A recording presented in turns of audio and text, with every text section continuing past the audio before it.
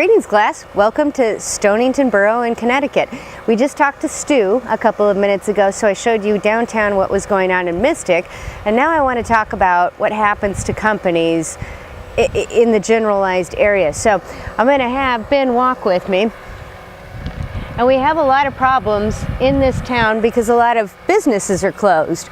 A lot of damage has been caused to the area. In fact, this restaurant, which is called Skipper's, I used to come here quite a few years ago, was almost covered with water. In fact, the water was up over the deck. As you can see, the parking lot is all ripped up. Skipper's is closed. There's no business going on here today. And it's starting to rain a little bit. We just talked to Stu about an hour ago, and so the storm's coming in a little bit, but we're not going to have another big storm. But as you can see to the left, railings have been blown over. This was kind of a scary situation. We thought that this was going to dump into the water, but it's still here, thank goodness. But what I want to talk to you about actually is what happens to the economy when these types of situations occur. We had a hurricane that came through here. We do have some businesses, but they're not operating. So obviously they're not going to make any money when this happens. So who knows when this will open back up, but clearly they're not in operation right now. They've got sandbags against the door. In fact, it was kind of scary. We thought that this was going to fall into the water. So what happens when a whole entire town closes down? They don't have any money. They're not generating any money. They can't sell anything. You can't trade with other people, even going back to bartering with chickens and eggs and such forth. So even though most of the time the humanitarian effects that we look at when we go help people, we kind of walk away from the issue because we think, okay, the hurricane's gone. Even though it's raining, we have no hurricane. But the people in the community cannot make enough money to survive for a period of time. This town may be very well shut down for several weeks. They may not have electricity. The whole entire town has no electricities, and there's generators running everywhere, which we know that generators need gas to run, so you have to go get gas. And so they're not making any money. So there's another side to humanitarian effects that we need to look at. When we go in and see things that have been ripped apart, and as soon as it ends, we all tend as a society just to walk away from it. We think it's done. Well, it's not done. These people aren't going to do well for a long time. They probably have children that they can't buy Christmas gifts for over this situation.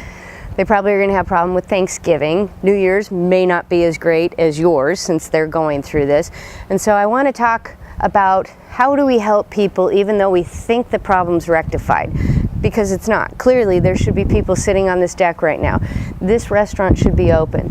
When we were talking to Stu, we should have seen a whole entire town of livelihood, but it wasn't there. So what we need to think about is how do we help these people when we think everything's recovered?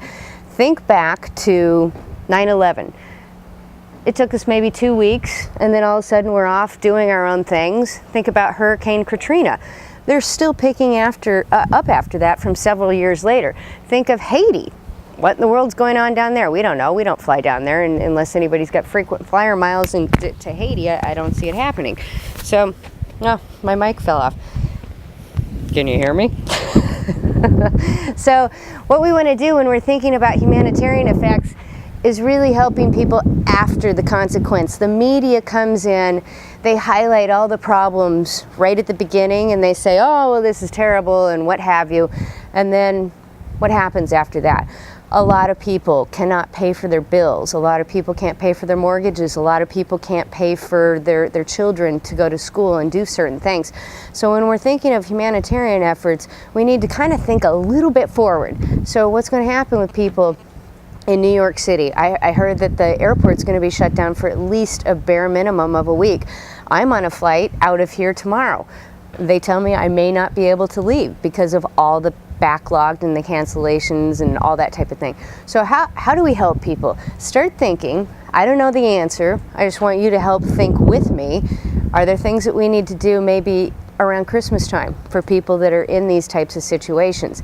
So again, I will jump online and I will talk to you about this. I'll walk you through it. I don't have the answers to it. This is why this is a great class, is because it's reality. You're going to help other people regardless. You're going to build companies. You're going to learn how to help other people, and that's what's going to be fun with this class. So stay tuned. I will jump on board at the airport tomorrow to see if I get online or get on a flight online. I wish I could fly online, but you'll see the problems that we're going to go through getting home through one of these devastating effects as well. And we're just going to work through it as a class, and we're going to run this real time. So good luck, have fun with this class, and I'll talk to you soon.